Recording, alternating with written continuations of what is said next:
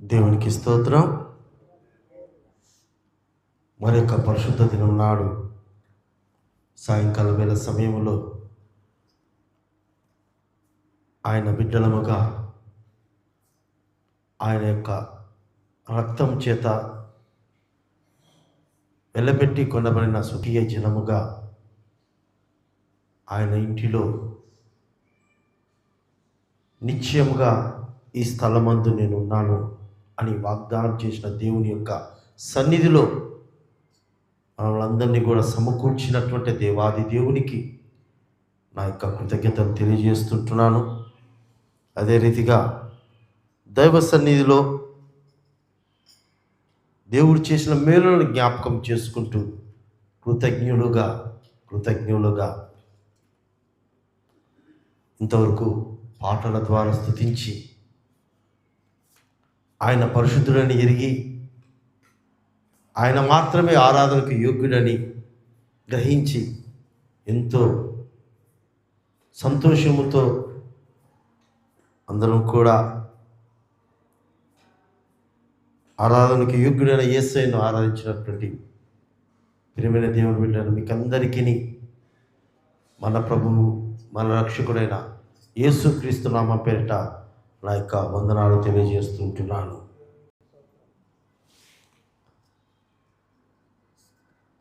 సంతోషం.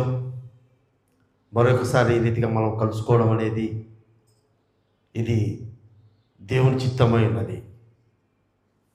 ఇది దేవుని యొక్క చిత్తమైనది. ఈ లోకంలో మనం అనుకుంటూ ఉంటాం, నేను రేపొద్దున్నే వాళ్ళని కలవాలి, మరి కొద్ది సమయం తర్వాత నేను పలానా ప్రాంతానికి వెళ్ళాలి అని మనం ఎన్నో ఆలోచనలు చేస్తూ ఉంటాం. అది మన సొంత ఆలోచనలు. అయితే మనం అనేక పర్యాయాలు ఇలాంటి అనుభవాలు కూడా వెళ్తూ ఉంటాం. నేను ఈ సమయంలో ఆ పనికి వెళ్ళాలనుకున్నాను, అయితే వెళ్ళలేకపోయాను. పలానా వ్యక్తిని కలవాలనుకున్నాను, అయితే నేను కలవలేకపోయాను. అంటే కలవాలనుకునేది మనమే, వెళ్ళాలనుకునేది మనమే, కానీ మనం అనుకున్నాం కానీ మనము కలవలేకపోయాం, వెళ్ళలేకపోయాం. ఇందులో నుండి మనం అర్థం చేసుకోవాల్సినటువంటి విషయం ఏమిటంటే, మనం ఎన్ని తలచినా, మనం ఏది అడిగినా జరిగేది ఆయన చిత్తమే.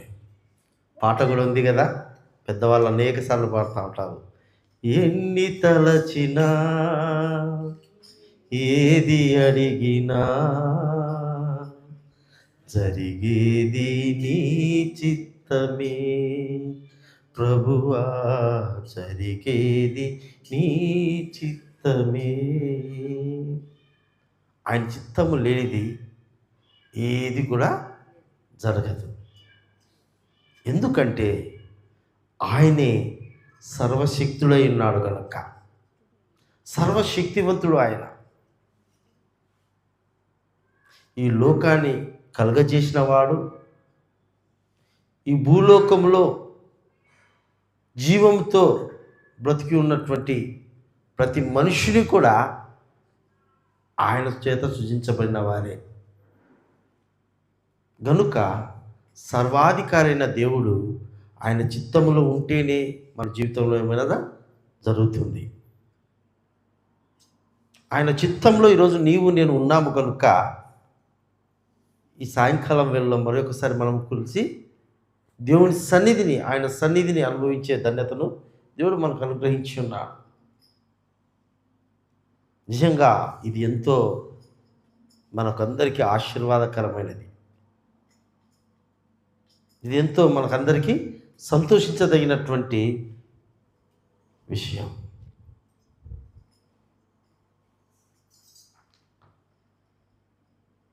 పరిశుద్ధ గ్రంథంలో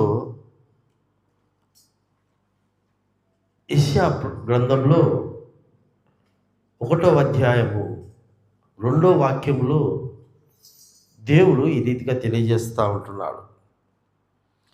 ఆకాశమా ఆలకించుము, భూమి చెవియొగ్గుము, నేను పిల్లలను పెంచి గొప్పవారినిగా చేసి తిని వారు నా మీద తిరుగుబడి ఉన్నారు.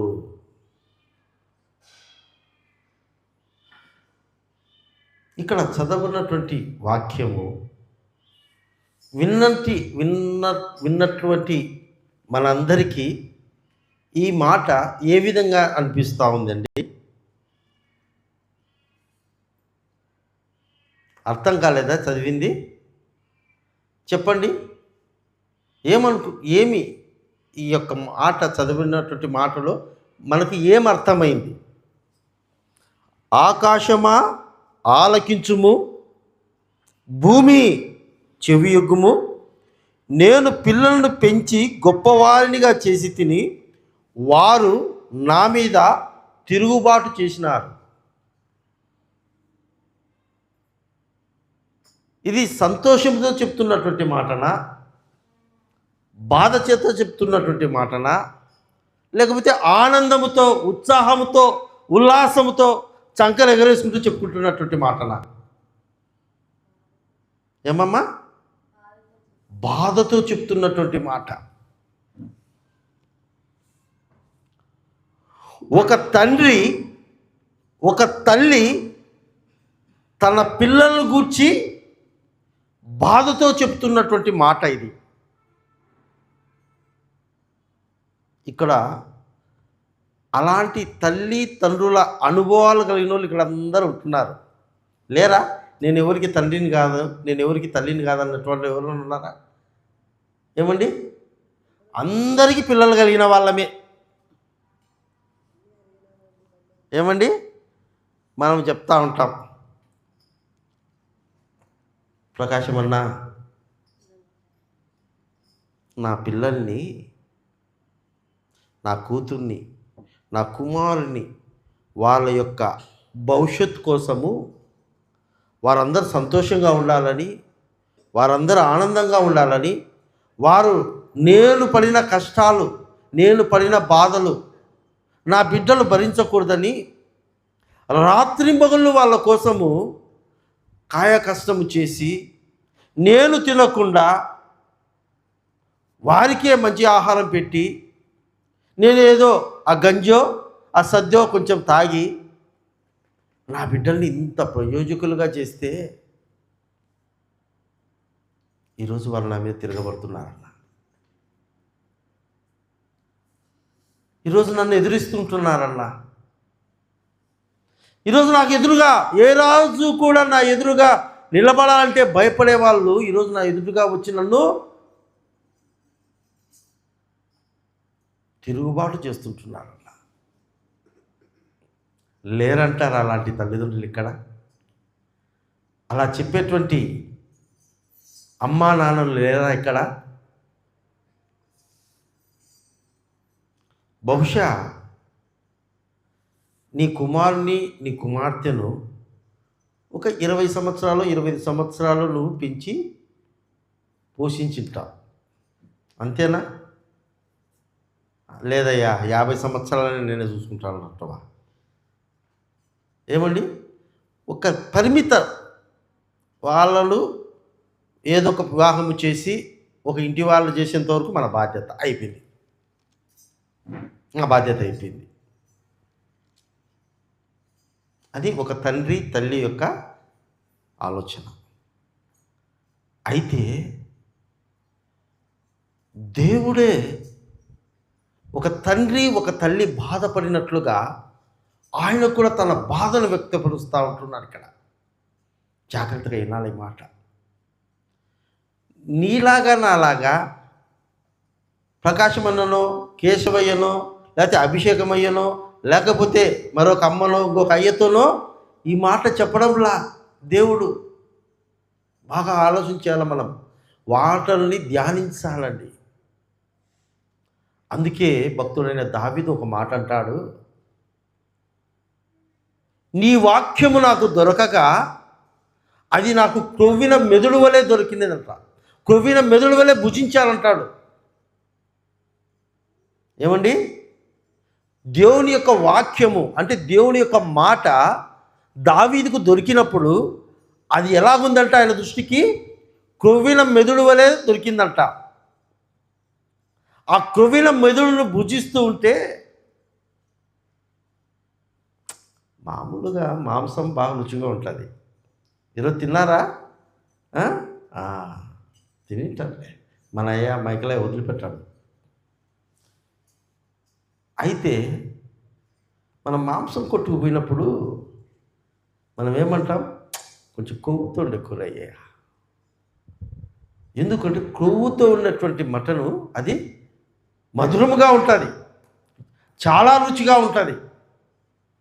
అయితే క్రొవ్విన మెదుడు అది ఎంత రుచిగా ఉంటుందంటే అది తిన్నవారికే అర్థమవుతుంది. దావీదు మహారాజుకు దేవుని యొక్క మాట ఒక క్రొవ్విన మెదుడు వలె దొరికిందంట. అంటే అంత శ్రేష్టమైంది, అంత మధురమైంది, అంత రుచికరమైందిగా దావీదు దేవుని యొక్క వాక్యాన్ని ప్రేమించాడు. కనుక ఎవరు కూడా ఇక్కడ వింటున్నటువంటి వాళ్ళు ఎవరు అనాలోచితంగా మనసు పెట్టి వినొద్దండి. శ్రద్ధగా వినండి, శ్రద్ధగా వినండి. దేవుని యొక్క మాట శ్రద్ధగా వింటే అప్పుడు దాని రుచిని నువ్వు అనుభవించగలుగుతావు. క్రొవ్విన మెదుడు వలె నువ్వు తినగలుగుతావు. అప్పుడు ఆ మాధుర్యం నువ్వు అనుభవించగలుగుతావు. సినిమా చూసినట్టు సీరియల్ చూసినట్టు విన్నావు అనుకో, ఏమండి అంతే. అయితే ఇక్కడ వాక్యంలో ఏం సెలవిస్తుంటున్నా అంటే దేవుడు, ఆకాశమా ఆలకించుము, భూమి చెవియొగ్గుము. దేవుడు ఒక మనిషితో చెప్పడంలో ఈ మాట సృష్టితో తెలియజేస్తూ ఉంటున్నాడు. దేవుని యొక్క వాక్యములు ఏముందంటే, ఆకాశము నా సింహాసనము, భూమి నా పాదపీఠం అన్నాడు. అర్థమైందా? ఆకాశము నా సింహాసనం, భూమి నా పాదపీఠం అంటే దేవుని యొక్క స్వరూపం ఎంత పెద్దదిగా ఉందో గమనించాలి. ఆకాశం అంటే ఎంత ఎత్తులో ఉంది, భూమి ఎంత కింద ఉంది అంటే అంత దూరాన ఆయన కూర్చొని ఉన్నాడంటే సింహాసనం మీద. ఎంత గొప్ప దేవుడు అండి, అంత గొప్ప దేవుడు అంటున్నాడు, ఆకాశమా ఆలకించుము, భూమి చెవియొగ్గుము. ఇక్కడ గమనించవలసిన విషయం ఏంటంటే, దేవుడు ఈ సృష్టిని కలగజేసిన దాన్ని ఒకసారి ఆలోచిస్తే, ఈ సృష్టి అంతటిని కలగజేయక ముందు దేవునికి ఒక ఆశ ఏంటంటే, నా స్వరూపమందు ఒకరిని తయారు చేయాల, నా రూపమందు ఒకరిని కలుగ చేయాలా అని దేవుడు ఇష్టపడ్డాడు. అయితే దేవుడు మనిషిని కలుగ చేయక ముందు, నేను మనిషిని కలుగ చేసిన తర్వాత వారిని ఒక అందమైనటువంటి ఒక అద్భుతమైన లోకములో వాడిని ఉంచాలా అని దేవుడు తలంచి మానవుని తయారు చేయకముందు దేవుడు ఈ సృష్టిని కలగజేసినాడు.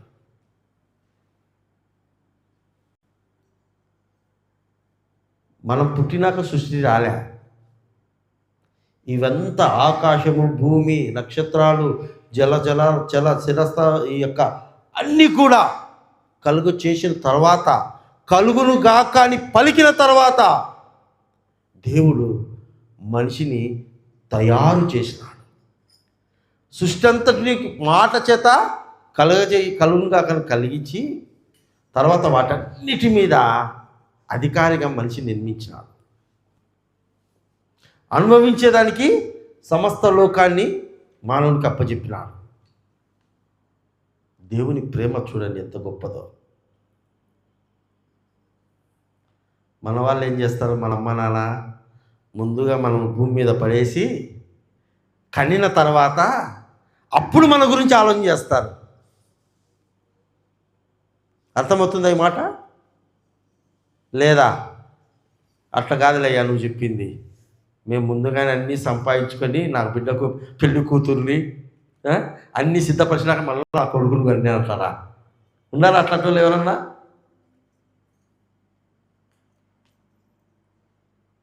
ఒకవేళ ఇంత డబ్బు ఎత్తి పెట్టచ్చేమో భవిష్యత్తులో నా పిల్లలకు ఉపయోగపడుతుందని. దేవుడు ఎలాగంటే నిన్ను కలుగజేయకముందే నీకు ఏమి అవసరమో, నీకు ఏది కావాలనో, నీకు ఎలాగుంటే క్షేమమో, నీకు ఎలాగుంటే ఆరోగ్యమో ముందుగానే గ్రహించినాడు.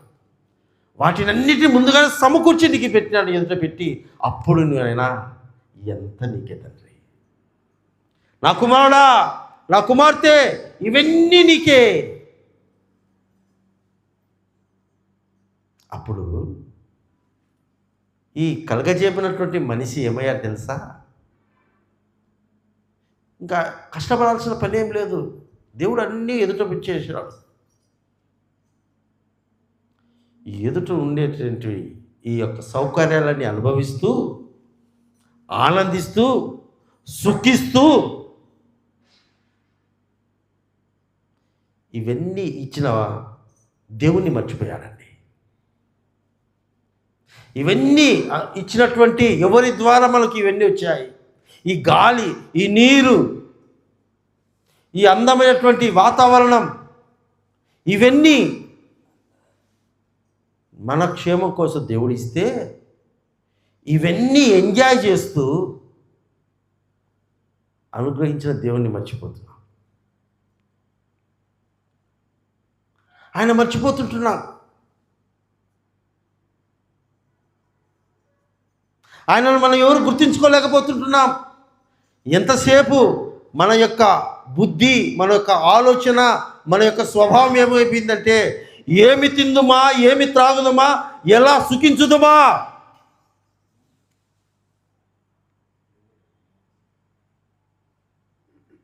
ఒక కుమారుడిగా, ఒక కుమార్తెగా దేవునికి ఉండవలసిన నీవు నేను ఎలాగైపోయామంటే, సృష్టికర్తను మరిచి సృష్టిని ప్రేమిస్తుంటున్నాం, సృష్టిని పూజిస్తుంటున్నాం, సృష్టి మీద ఆధారపడుతుంటున్నాం.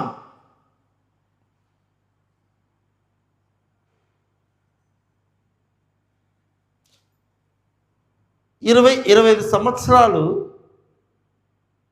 సంరక్షకునిగా మన పిల్లల పట్ల మనం ఉంటే, ఆ యొక్క పిల్లలు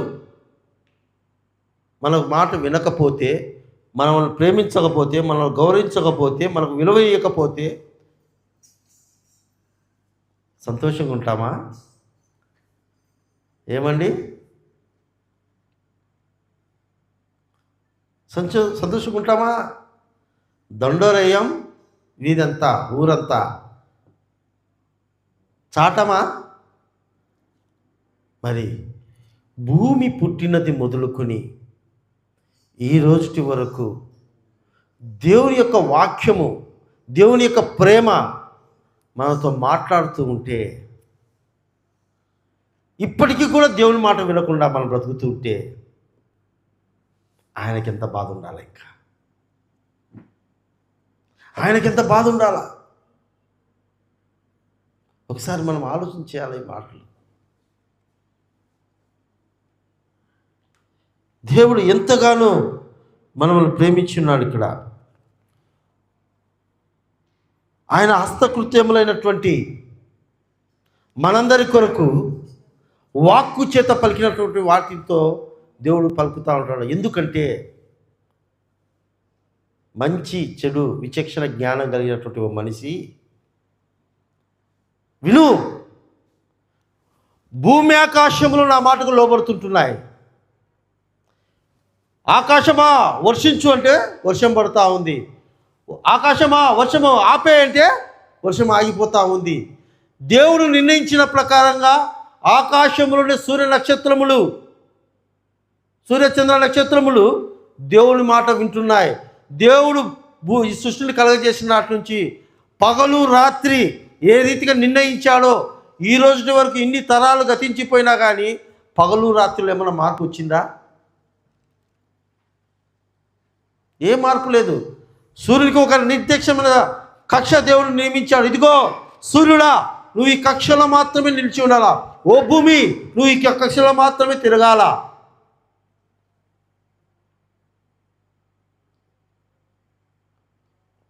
దేవుడు కలగజేసిన నాటి నుండి ఈ రోజు వరకు భూమి దేవుడు నిర్దేశించిన ఏ కక్షలో తిరగమని చెప్పాడు ఆ కక్షలోనే నేటి వరకు తిరుగుతూ ఉంది. అది ఈరోజు ఈ మైకులు మనము కొన్ని వేల రూపాయలు ఖర్చు పెట్టి కొన్నాం. దీనికి ఎక్స్పైరీ డేట్ అనేది ఒక రోజు ఉంది, చెడిపోయే రోజు ఒక రోజు ఉంది. ఈ ఫోన్ వాడుతుంటున్నాం, ఇది కొన్ని సంవత్సరాలకు చెడిపోతుంది. ఈ భూమిలో మనుషులు తయారు చేసిన ఏ వస్తువైనా రిపేర్ కావాల్సిందే. దేవుడు సృష్టించినటువంటి ఈ సృష్టి ఇంతవరకు రిపేర్ లేదండి. ముందు కాలానికి కూడా రిపేర్గా లేదు. ఒకవేళ వస్తే ఏమవుతుందన్నా, ఒకవేళ వస్తే ఏమవుతుంది చెప్తాను. అది కూడా సాంకేతిక రుజువుతో నేను చెప్తుంటున్నాను ఈ మాట, ఎందుకంటే చదివినటువంటి వాళ్ళు కూడా ఉంటున్నారు కనుక. భూమి తన కక్షలో నుంచి ఒక్క అడుగు ముందుకెళ్ళిందంటే, తన కక్షలు దాటి ఒక అడుగు ముందుకెళ్ళిందంటే ఈ భూలోకం ఏమైపోతుందో తెలుసా? భూలోకం అంతా అగ్ని చేత మండిపోతుంది. అంటే ఒక్కరు బతకరు, ఎండిపోతారు.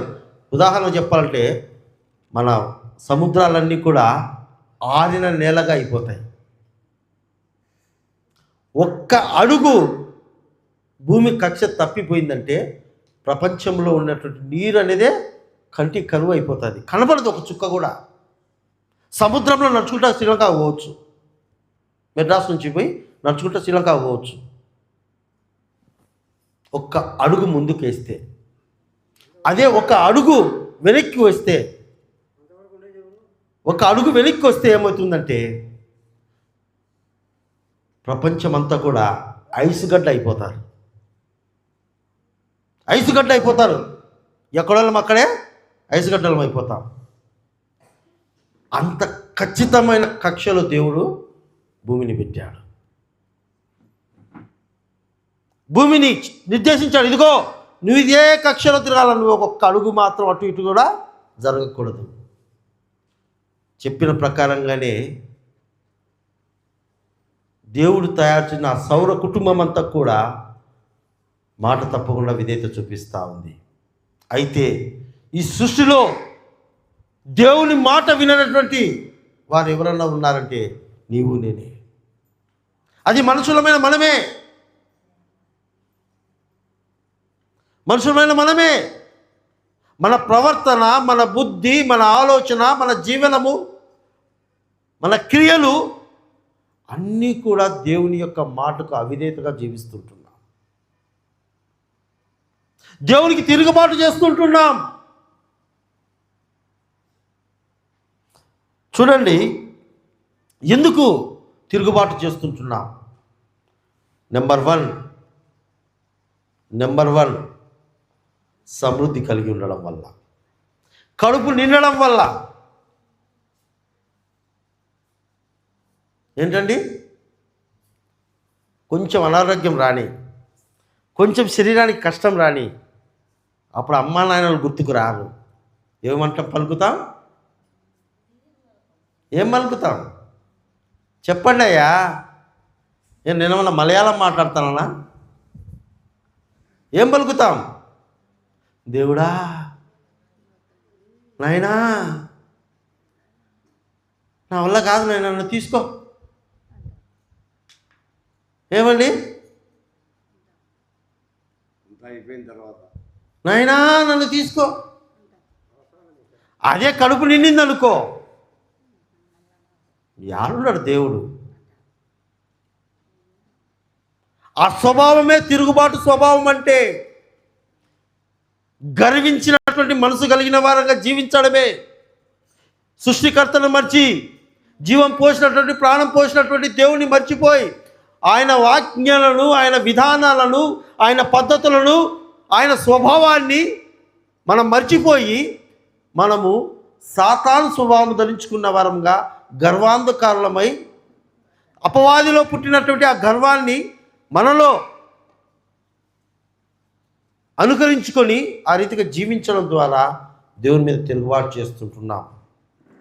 మొట్టమొదటిగా మనం నేర్చుకోవాల్సింది ఏంటంటే, మనము గర్వాన్ని విడిచిపెట్టి మనము ప్రాణముతో కాపాడుతున్న దేవుని యందు విధేయత కలిగి జీవించాలా, భయభక్తులు కలిగి జీవించాలా, తగ్గించుకోవాలా. దేవుని సన్నిధిలో మనం తనను తాను తగ్గించుకున్న వాడే హెచ్చింపబడునని వాక్యములో ఉంది. నీ కుటుంబము, నీ జీవితము హెచ్చింపబడాలంటే తగ్గింపు నేర్చుకోవాలి ఫస్ట్ మనం. నేను పెద్ద, నేను జ్ఞానవంతుని, నేను చదువుకున్నవాని, నా కథ తెలీదా? దేవునికి తెలుసు అన్నీ, మనుషులకు తెలియనక్కర్లా, వీళ్ళకు తెలియనక్కర్లా, ఆయనకు అన్నీ తెలుసు. మనం తగ్గించుకుంటే మనకు ఆశీర్వాదమే, కానీ అది మనకు దీవెనకరంగానే ఉంటుంది, కానీ మనకు నష్టం ఉండదు. ఒకవేళ మనుషుల దగ్గర నీకు నష్టం అనిపించచ్చు, కానీ ఇంతలోనే కనపడి అంతలో మాయమైపోయి ఆ మనిషిని చూసి ఎందుకు ఇది కావాలా? యుగయుగాలు జీవించే దేవునికి భయపడాలి మనం. ఆశీర్వాదానికి కర్త అయినటువంటి దేవునికి మనం భయపడాలని. మనలో ఉన్నప్పుడు లేనప్పుడు ఒక రకంగా ఉండడం కాదు, అన్ని పరిస్థితుల్లో కూడా దేవునికి విధేయత కలిగి జీవించాలి. అప్పుడే నువ్వు ఆశీర్వదించబడతావు, అప్పుడే నీ కుటుంబం దీవించబడుతుంది. రెండవ మాటగా చూస్తే, దేవునికి తిరుగుబాటు చేసేది మొదటిదిలో గర్వం ఉండకూడదు. రెండవ విషయంలో ఇతరులు చేసే వాటిని మనము ఆచరింపకూడదు. ఏమండి, ఇతరుల జనులు, అన్యజనులు అంటారు వాళ్ళను. అన్యజనులు అంటే అర్థం ఏమిటంటే, దేవుని ఎరగనటువంటి వారు, దేవుని గురించి విననటువంటి వారు, నిజమైన దేవుడు ఎవరో తెలుసుకోలేనటువంటి వారు. ఏమండి, అర్థమవుతుందా? రెండవ మాట ఏంటంటే, అన్యజనులు ఆచరించే విధానం మనం ఆచరింపకూడదు. అర్థమయ్యేదానికి ఉదాహరణతో, ప్రకాశమయ్య ఉన్నాడు. ప్రకాశమయ్య కొడుకు వచ్చి, ఏమన్నా తప్పుగా అనుకోద్దయ్యా, ప్రకాశమయ్య కొడుకు వచ్చి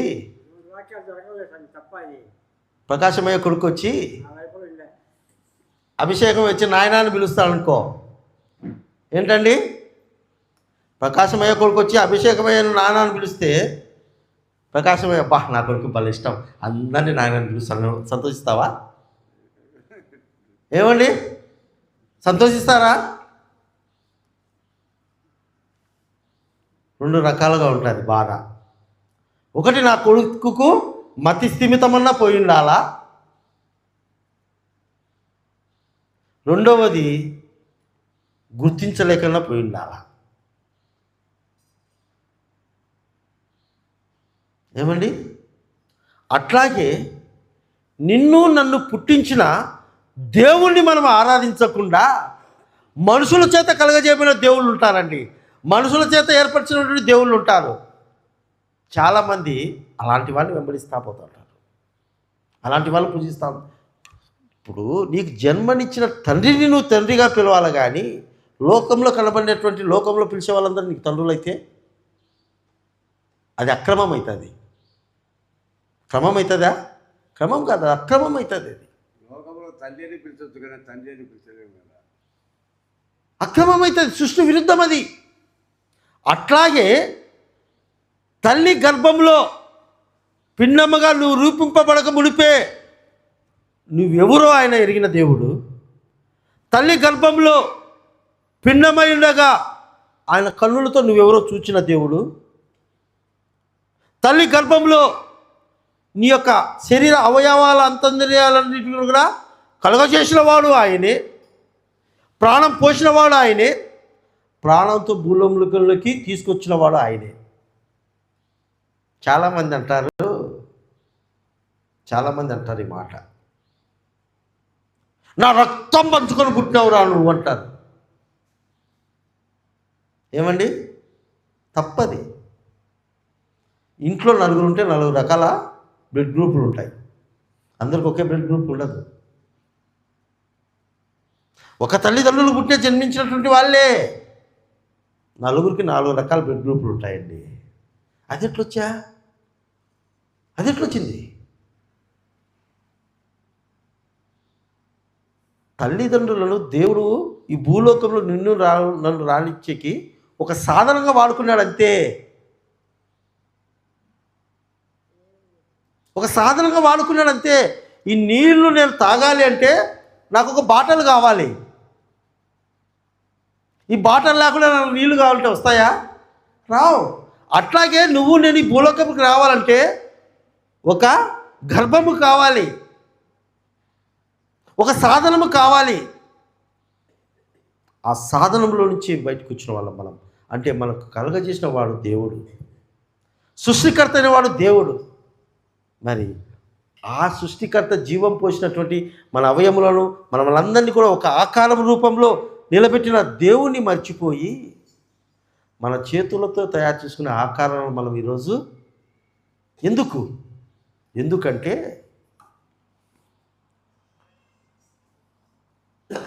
ఎందుకు అలా జరుగుతుందంటే మానవునికి ఎలాంటి జీవితము కావాలంటే శరీర సంబంధమైనటువంటి ఆశలు కలిగిన జీవితం కావాలా. శరీర సంబంధమైన ఆశలు నెరవేర్చుకోవాలంటే దేవునితో సంబంధం సరిపోదు. దేవుని సంబంధము సరిపోదు. ఎందుకంటే దేవుడు ఏమంటాడంటే, నేను నీకు తండ్రిగా నువ్వు నా కుమారునిగా ఉండాలంటే మొదటగా నీ శరీరేచ్ఛలను చంపుకోవాలా అంటాడు. శరీర సంబంధమైనటువంటి ఆశలను కోరికలను చంపుకోవాలి, విసర్జించాలి. మానవునికి కావాల్సిందే అయ్యే. అమ్మా నువ్వెందుకు విసర్జిస్తావు? నాకు తప్పుడు పనులే కావాలా, తప్పుడు మార్గాలే కావాలా, తప్పుడు సంబంధాలే కావాలా, తప్పుడు సహవాసాలే కావాలా, తప్పుడు బుద్ధులే కావాలా. ఈ తప్పుడు బుద్ధులు కావాలంటే దేవునితో కష్టపడి చదివితే కాపీలు అక్కర్లేదు కదా. ఏమ్మా చదువుకునే బిడ్డలారా, కష్టపడి చదివితే కాపీలు అవసరమా? కాపీలు ఎవరికి కావాలా? చదువు రానోళ్ళకు. ఏమండి, జీవితంలో కూడా మానవునికి ఎలా కావాలంటే దేవుని మార్గం అయితే నా ఆశలు నెరవేరావు. అందుకు దేవుని ప్రక్కన పెట్టి మానవుడు కలగజేసి సృజించుకున్నటువంటి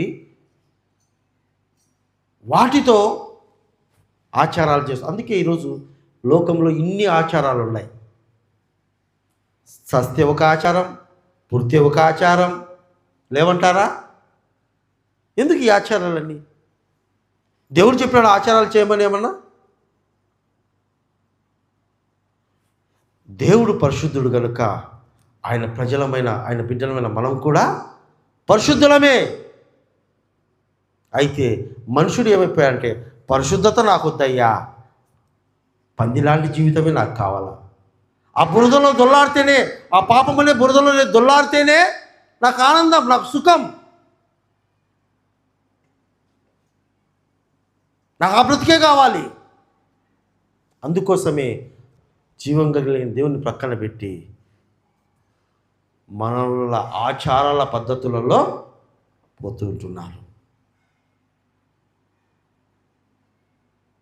అందుకే తిరుగుబాటు చేసిన నా జనులు అంటున్నాడు దేవుడు.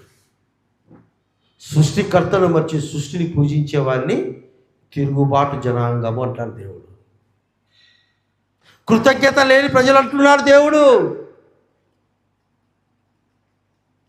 కలగజేసిన వాడిని నేను ఎదుటిగా పెట్టుకొని ప్రాణం అర్పించి ఆఖరి రక్త బొట్టు వరకు నీ కొరకు నేను దారపోసి నీకు శిక్ష నుంచి తప్పించినటువంటి నన్ను ప్రేమించకుండా, నన్ను ఆశ్రయించకుండా నీ శరీర సుఖభోగాలు ఆశించి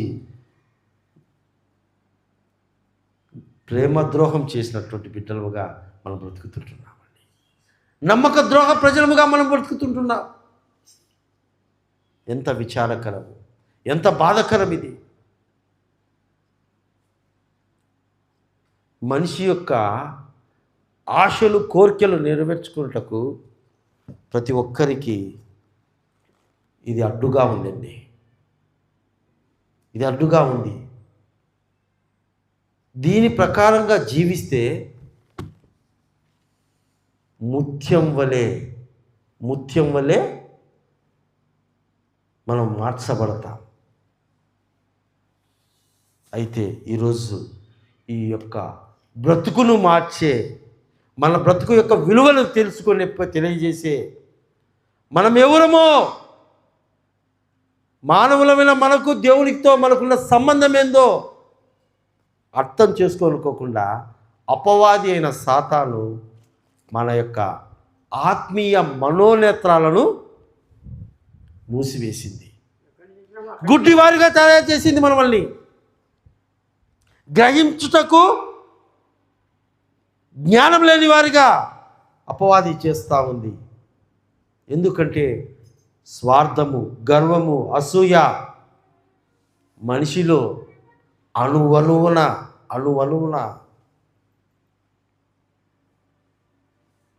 వ్యాపించిపోయినాయి.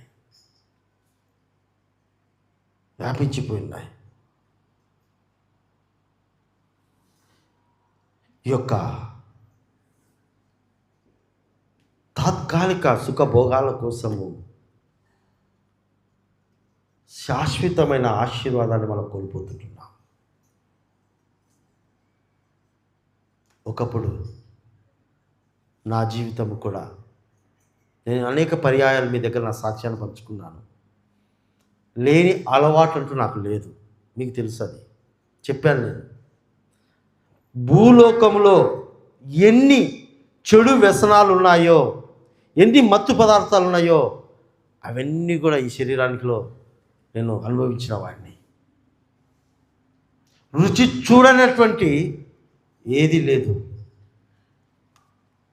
నా వయసు 10 సంవత్సరాల వయసులోనే నాలో చెడు వ్యసనాలు ప్రారంభమయ్యాయి.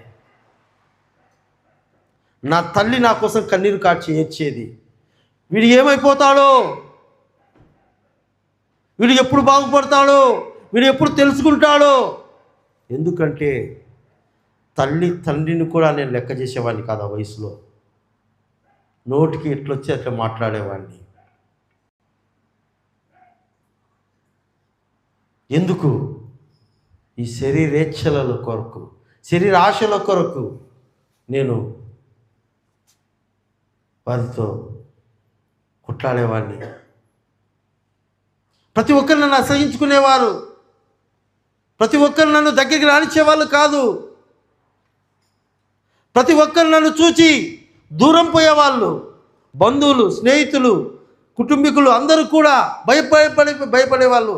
మా నాన్నకు జీతం వస్తే ఆ జీతం ఇంటికి తీసుకురావాలంటే భయం. తీసుకొచ్చిన రోజే డబ్బులు ఎత్తుకొని పోతాను నేను. అలాంటి జీవితం నాది.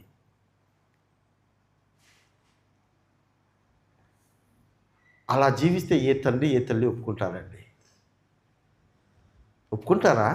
నా కొడుకు ఇంకా బాగా చెడిపోనీలే, ఇంకా నాశనం కానీలే, ఏమండి అనుకుంటారా? ఏ తండ్రి అయినా అనుకోరు. ఎందుకంటే నేను కలిగి ఉన్నటువంటివి అన్నీ కూడా చెడు వ్యసనాలు, నన్ను నాశనం చేసేటివి, నాకు విలువ లేకుండా చేసేటివి, నాకు భవిష్యత్తు లేకుండా చేసేటివి నేను కలిగి ఉన్న వ్యసనాలు. అందుకు బట్టి వాళ్ళు ఏడ్చేవాళ్ళు, బాధపడేవాళ్ళు, దుఃఖపడేవాళ్ళు. ఎప్పుడైతే నేను చేసేది చెడు వ్యసనము, ఇది చెడుది, నన్ను పాడు చేసేది, నన్ను నాశనం చేసేది, నా బ్రతుకుకు విలువ లేకుండా చేసేదని నేను తెలుసుకున్నానో, ఎప్పుడైతే వాటన్నిటిని కూడా నేను విడిచిపెట్టానో నా జీవితం మారిపోయింది. అంతవరకు నా మాటల అబద్ధాలు, అంతవరకు నేను ఒక కోపిష్టిని, అప్పుడు నేను ఒక దుర్మార్గుణ్ణి, ఒక భయంకరమైన చెడు వ్యసనాలు కలిగినటువంటి వాడిని.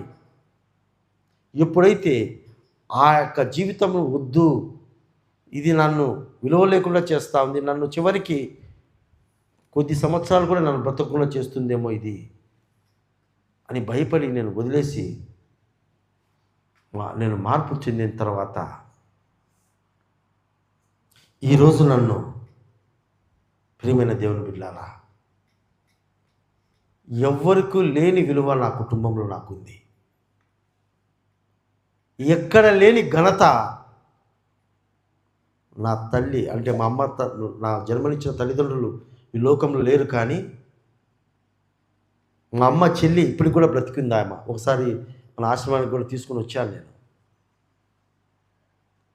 ఆమె నా దగ్గరకు వచ్చి ఇట్లా చేతులు ఉంచుకొని ప్రార్థన చేయనానని నాతో ప్రార్థన చేయించుకుంటుంది.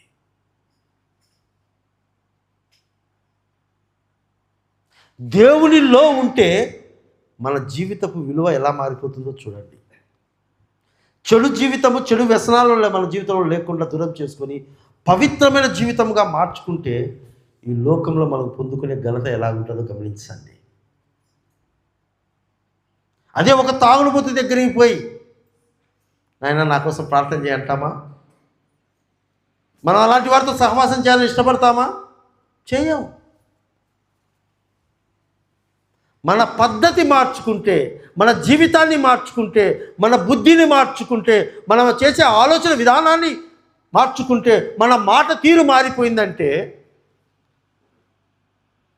నేను ఇక్కడికి రాగానే అందరూ లేచి నిలబడి వందనాలు అయ్యా అంటున్నారు మీరంతా. నాకంటే వయసులో ఎంతో పెద్దవాళ్ళు మీరు. ఎందుకంటే అది ఈ ఆకారాన్ని చూసి పెట్టడంలా మీరు.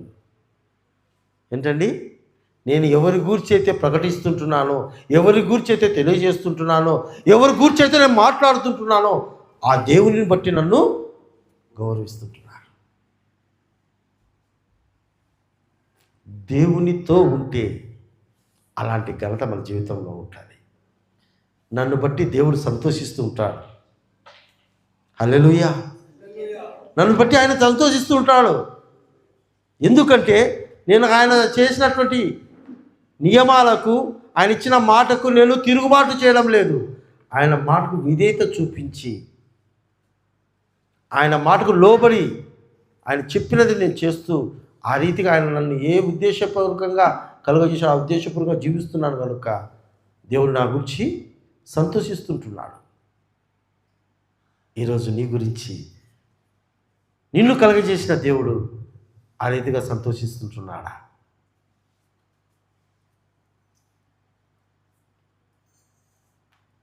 నిజమే, నా జీవితంలో దేవుని పట్ల తిరుగుబాటు చేసి ఉన్నానని ఒకవేళ నువ్వు కూడా, నా గురించి దేవుడు బాధపడుతుంటున్నాడు, నా గురించి దేవుడు ఏడుస్తుంటున్నాడు, ఈ వాక్యం నాతో నిజమే మాట్లాడుతుంటున్నాడు, ఎందుకంటే నాలో ఉన్న గర్వాన్ని బట్టి, ఎందుకంటే నేను కూడా అందరిలాగా లోక ఆచారాలు, సృష్టికర్తను మరిచి, జీవం కలిగిన దేవుని మరిచి, జీవము లేని సృష్టికర్తను మరిచి మనుషులు తయారు చేసినటువంటి పద్ధతులు, ఆచారాల ప్రకారంగా వెళ్తున్నాను అని నువ్వు గ్రహించినట్లయితే, ఒకవేళ దేవుని యొక్క వాక్యానుసారంగా నీ జీవితం జీవించకుండా వింటూ ఉంటున్నాను కానీ అనుకరించలేకుండా ఉన్నట్లయితే, ఈరోజు దేవుని యొక్క వాక్య ప్రకారంగా దేవునికి ఇష్టడిగా జీవించాలంటే, అంటే పాపపు జీవితాన్ని విడిచిపెట్టి దేవుని దృష్టిలో తిరుగుబాటుగా పరిగణించబడే అలాంటి క్రియలు విడిచిపెట్టి దేవునికి ఇష్టడిగా మారినట్లయితే ఒక తీర్మానం తీసుకో. లేకపోతే ఈ యొక్క తాత్కాలిక సుఖభోగాల కోసం, ఈ శరీరేచ్ఛ, నేత్రాశ, జీవపు డంబముల కొరకై ఈ కోరికలు నెరవేర్చుకునే దానికోసం దేవుని మర్చిపోయి దేవుని పక్కన పెడుతున్నావేమో. అలాంటి జీవితాన్ని చూసి దేవుడు నిన్ను చూసి ఏడుస్తుంటున్నాడు, బాధపడుతుంటున్నాడు.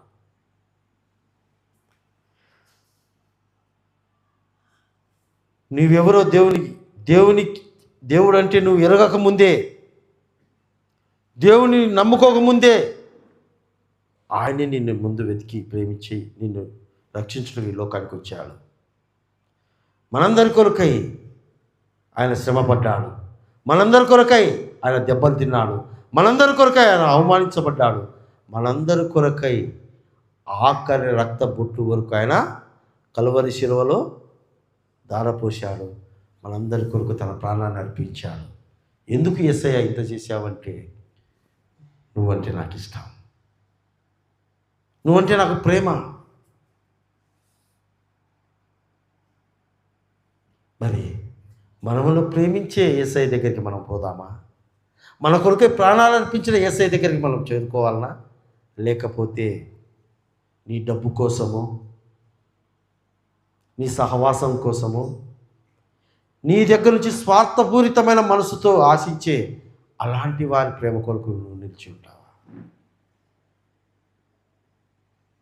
ఒక నిర్ణయం తీసుకుందాం. ఎస్, ఇది సరైన సమయం. ఇది ఈరోజు ఒక మార్పు దేవుడు నీలో చూడాలని దేవుడు ఇష్టపడుతుంటున్నాడు. ఆకాశమా ఆలకించుము, భూమి చెవియొగ్గుము. ఏమంటున్నాడు చూడండి. మరి ఒకసారి చదివి ఆ మాట ముగించుకుందాం మనం. నేను పిల్లలు పెంచి గొప్పవారినిగా చేసి తిని వారు నా మీద తిరుగబడి ఉన్నారు. తర్వాత మాట ఏముందంటే, ఎద్దు తన కామందులను ఎరుగును, గాడిద తన సొంతవాడిని దొడ్డి తెలుసుకును. ఇజ్రాయేలుకు తెలివి లేదు, నా జనులు యోచింపరు. నిజమే కదా? ఒక 2 రోజులు ఘాటి కట్టేసి పెట్టింటాం, ఇనుమునో ఎద్దునో ఆవునో ఏదో. 3వ రోజు దాన్ని ఏమంటారు, దాన్ని తాడు తెంపి తీసి ఎక్కడైనా వదిలేసి రండి, అది మళ్ళీ వెతుక్కుంటా ఇక్కడికే వస్తుంది. మా ఇంటి దగ్గర, మా షాప్ దగ్గర ఒక కుక్క ఉంది. వాళ్ళు చెప్తా ఉంటారు, ఆ కుక్కని తీసుకుపోయి మేము ఏదో ఒక పల్లెలో వదిలిపెట్టారంట. మసలు సాయంత్రానికి ఇంటికాడ వచ్చింది ఆ కుక్క.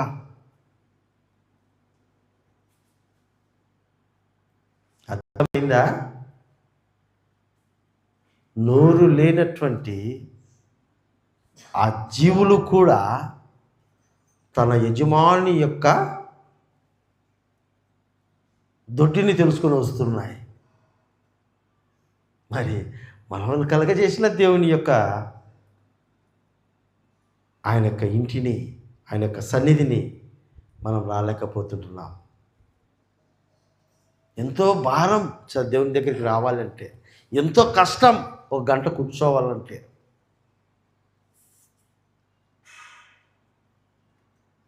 ఈరోజు నిన్ను చూసి దేవుడు బాధపడుతుంటున్నాడు.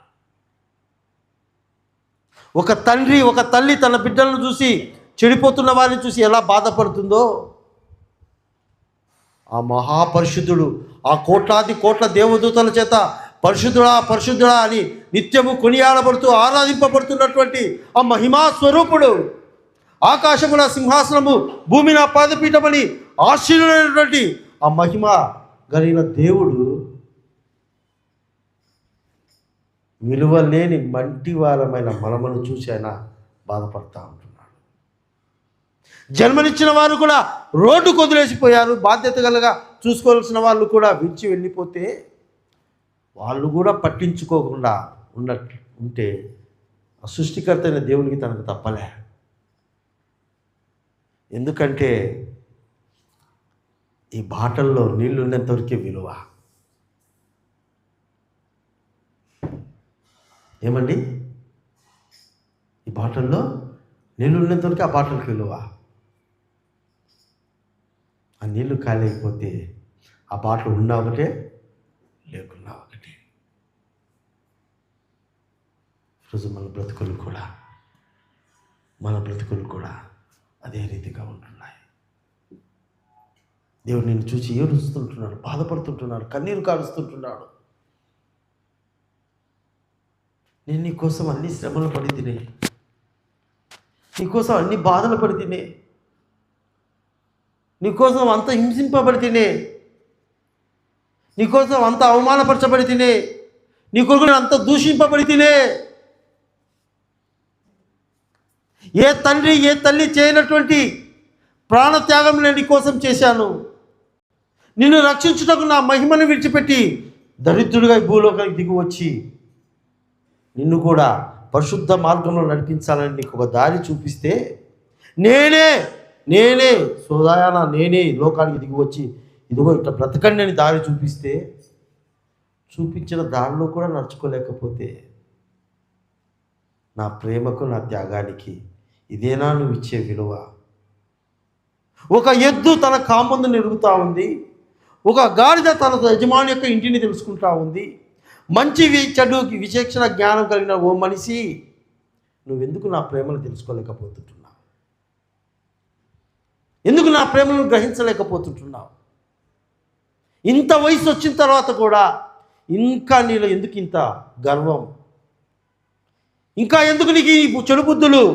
ఎందుకు ఇంకా ఈ చెడు కోరికలు?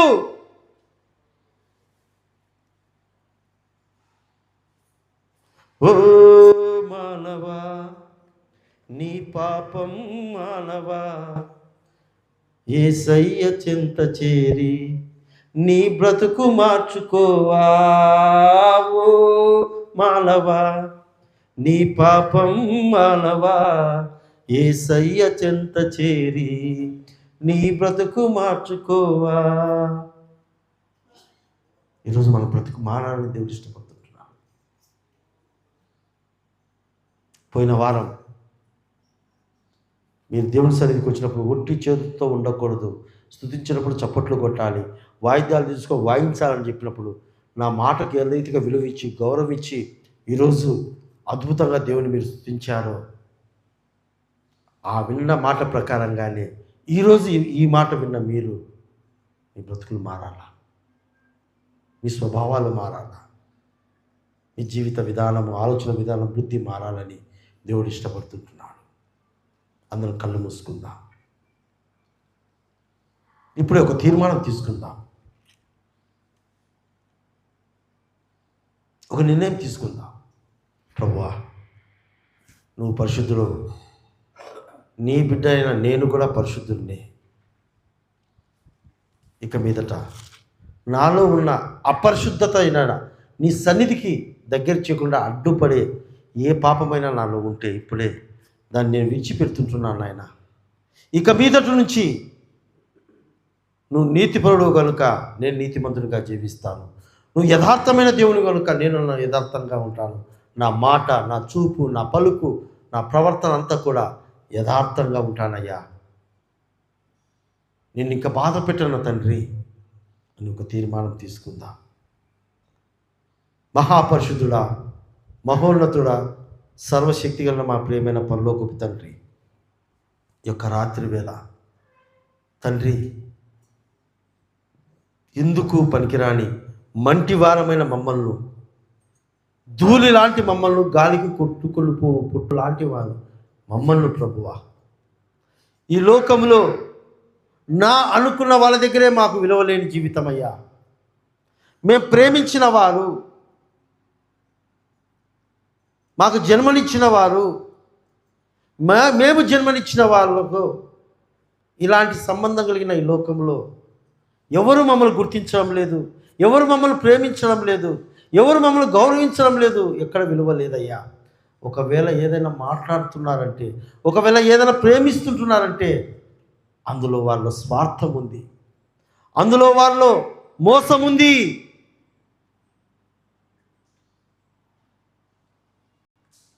అయితే ఏ స్వార్థము లేని, ఎలాంటి మోసము లేని ప్రేమ కలిగిన త్యాగమూర్తి అయిన నా తండ్రి, నువ్వు సృజించకపోతే మేము లేము నాయన. నీ చేతులతో మమ్మల్ని నిర్మించకపోతే ఈ ఆకారము, ఈ జీవితం మాకు లేదు ప్రభువా. నీవు లేకుండా మేము లేము నాయన. ఈ క్షణంలో సర్వ అధికారం మా మీద నీవు మాత్రమే కలిగి ఉన్నావు. మరొక క్షణం మేము చూడాలి అంటే అది నీ అనుమతి ఉండాలా. మరి యొక్క దినంలో మేము సజీవులుగా ఉండాలంటే ప్రభువా నీ యొక్క అనుమతి ఉండాలా.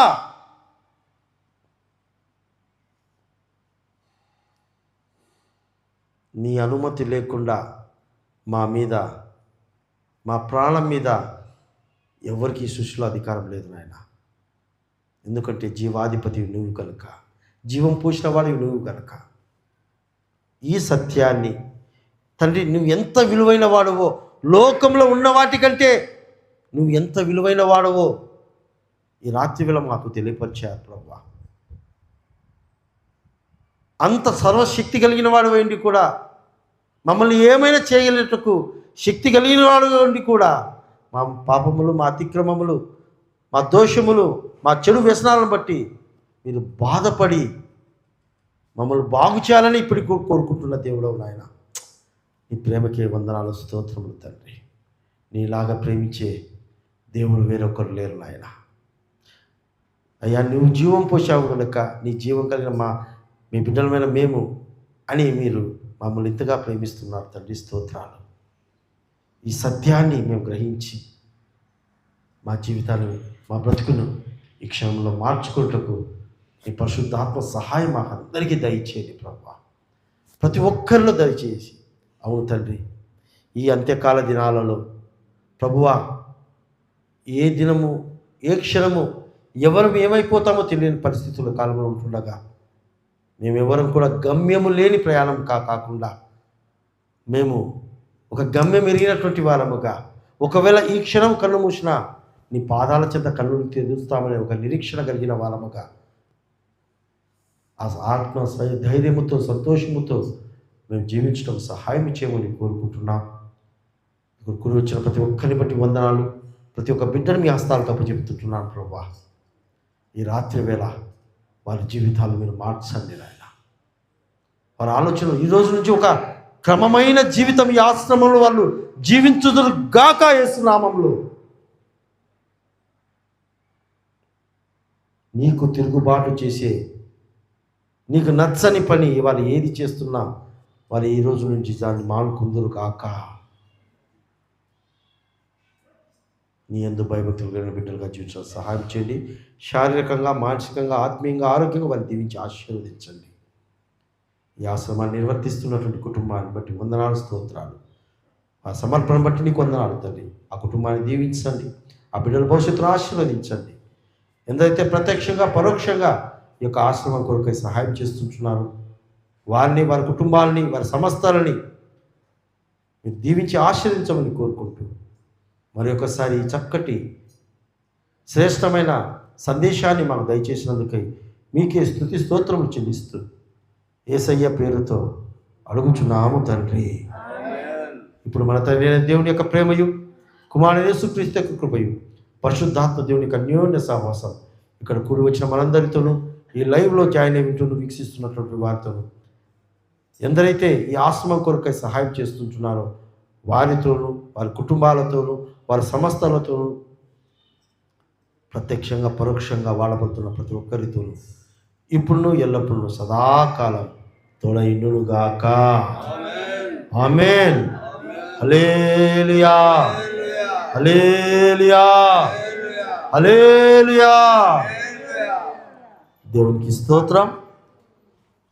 కాలాతీతమైనప్పటికీ కూడా ఎంతో ఓపికతో దైవ సన్నిధిలో కూర్చున్న మీకు అందరికీ కూడా మరొకసారి మన ప్రభువు రక్షకుడైన యేసుక్రీస్తు నామమున పేరిట నా యొక్క వందనాలు తెలియజేస్తుంటున్నాను. Thank you. ఎవరైనా ప్రార్థన అవసరం ఉంటే రండి, మీ కొరకు ప్రార్థన చేస్తాను.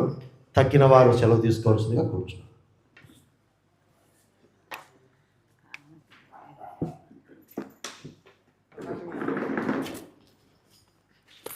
స్తోత్రం తండ్రి, వందనాలు. అమ్మని బట్టి వందనాలు ప్రభువా. ఇంతవరకు కాపాడినందుకు స్తోత్రాలు తండ్రి. మీరు ఇచ్చిన క్షేమ